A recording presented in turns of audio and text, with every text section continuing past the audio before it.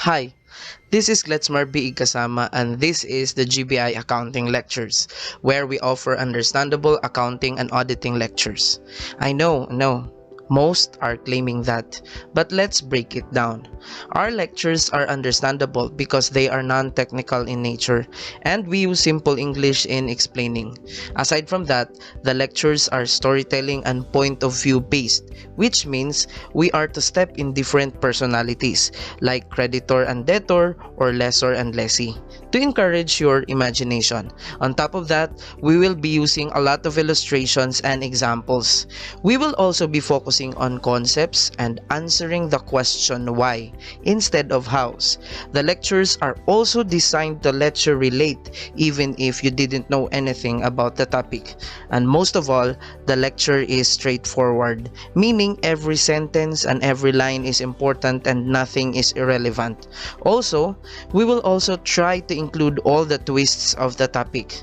So, what are you waiting for? Subscribe and hit the notification bell to be updated on my videos, and let's start the learning.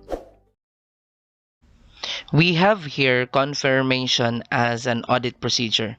The concept of this is simple because this is just the sending of confirmation letters to customers. So if you are an auditor and you wanted to know if the receivables reflected in the financial statements of your audit client is correct, then you can send these confirmation letters. You can also send letters to suppliers to confirm the payables of the company that you're auditing. And of course, you can also send confirmation letters to the bank to confirm cash in bank balance or balance of loans payable of your client. It's easy, right? However, it gets deeper than that. Actually, there are two types of confirmation. So we have positive confirmation and the negative confirmation. So positive confirmation is when reply is necessary from the respondent. Example, you wanted to ask few customers of your client with large AR balances to know if the accounts are correct, because you have doubts that these receivables are overstated. So based on this, you can actually send positive confirmation letters to them.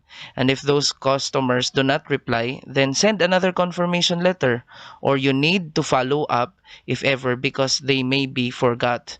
So that's positive confirmation for you. While in the negative confirmation, you don't actually need replies from the respondents. The tone for negative confirmation letters is just like this one. Sir or ma'am customer, the balance of your payable in our records is 10,000, for example. If this coincides with your records, then don't reply anymore. So that's the tone. Of course, most of my students normally ask, why is it that we are still using negative confirmation letters when it is very clear that sending positive confirmation letter is much more effective? First of all, they are correct since positive confirmation is much more effective, because if we're talking about negative confirmation letters, if the respondents don't reply, you can't be sure if the record coincides with the audit client's records, or they just forgot, or they don't want to reply. However, positive confirmation is sometimes inefficient. Imagine this. If the audit client has 100,000 customers with accounts receivable amounts from them which are immaterial, and you chose positive confirmation, you will be expecting 100,000 replies, which if reviewed is a total waste of time. So I have here a summary that will guide you on what to choose between positive and negative confirmations. So number one, if accounts of respondents are material, then choose positive confirmation. On the other hand, if the accounts are of smaller amounts, then choose negative confirmation for efficiency. Number two, look at the number of the accounts or number of respondents. If there are only a few, then use positive confirmation. But if there are a lot of respondents, then use negative confirmation letters. Here's a nice question related to this. What if there are accounts that are large in amounts and there are also accounts with immaterial amounts? So what will you do?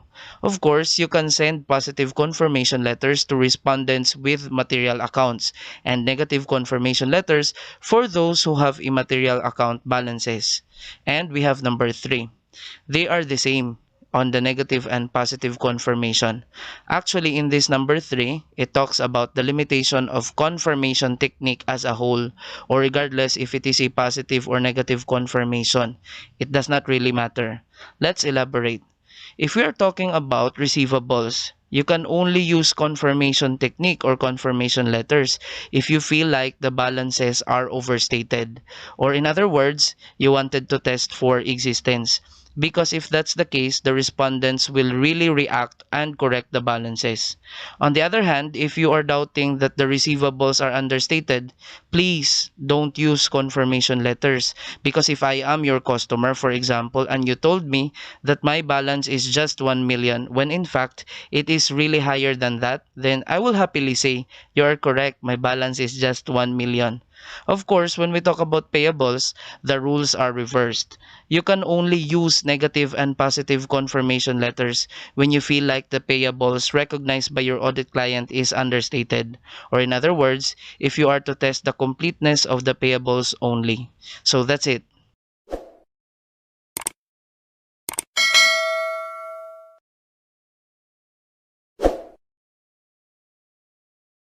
Now let's apply to different examples.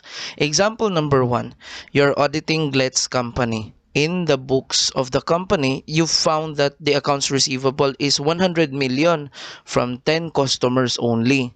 So each customer has a similar account balance or about 10 million per customer.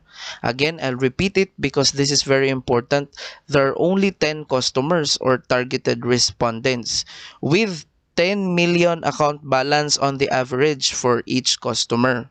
So situation number 1, if you wanted to test the existence of the accounts receivable, or in simple terms, if you doubt that the balances are overstated, then question number 1 is, can you use confirmation technique for auditing? Answer, yes. Because if you feel like the recorded balance of receivables is overstated, then if you ask them about it, the respondents will likely to object and give corrections. Question number 2. What type of confirmation are you going to use? Of course, positive confirmation, because it is appropriate to account balances that are material. And also in the example, there are only a few customer accounts. Now let's go to situation number 2. If you wanted to test the completeness of accounts receivable, or in simple terms, if you doubt that the balances are understated, the same question in number 1 here. Can you use confirmation technique for auditing? Answer, no, because the respondents will likely say, yes, you're correct, sir. That's your receivable from us. And since you cannot use confirmation technique, you need to use other auditing procedures. Like for example, checking if all inventory sent and sold to customers are recorded in the financial statements. Now let's go to example number 2.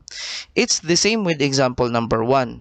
However, there are already 100,000 customers, with each of them having 1,000 each as their average account balance. So here, there are a lot of customers, but they have an immaterial account balance. So number 1 again. Situation number 1. If you wanted to test the existence of the accounts receivable, or again in simple terms, if you doubt that the balances are overstated. So question number 1 again, can you use confirmation technique for auditing? Answer, yes also. But what type of confirmation is appropriate?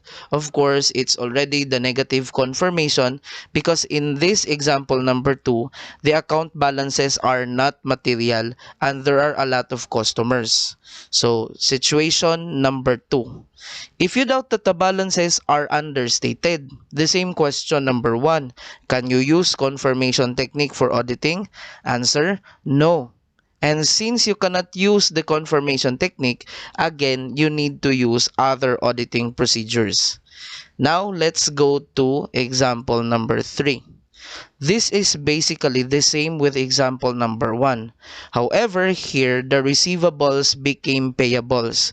So everything in example number 1 will also be reversed. So in situation number 1, if you wanted to test the existence of the accounts payable, or in simple terms, if you doubt that your balances are overstated or the accounts payable is overstated, then question number 1, can you use confirmation technique for auditing? The answer is no. Because if I am the supplier and you sent me a confirmation letter confirming an accounts payable balance of, for example, 1 million, when in fact it's actually lower than that, then I will definitely say yes. That's the correct balance that you owe me, 1 million pesos. So what are you going to do if confirmation can't be done? You need to use other auditing procedures. Like for example, checking if all the inventories recorded in the financial statements from the suppliers are actually received or actually owned by the company already. Because sometimes you can record purchases, debit, and accounts payable, credit, even if the title for such goods are not yours yet. But in scenario number 2, if you wanted to test the completeness of the accounts payable, or in simple terms, if you doubt that the balances are understated, the same question number 1, can you use confirmation technique for auditing? Yes. And the second question, what type of confirmation will you use? Of course, positive confirmation letter, because the account balances here in this example are material and there are only a few supplier respondents.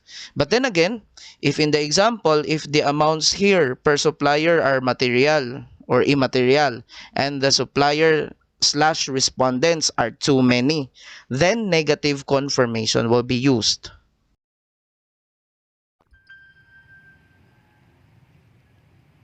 Thank you for visiting my channel and for watching the videos. If this helped, please click the subscribe button and hit the notification bell for my next videos.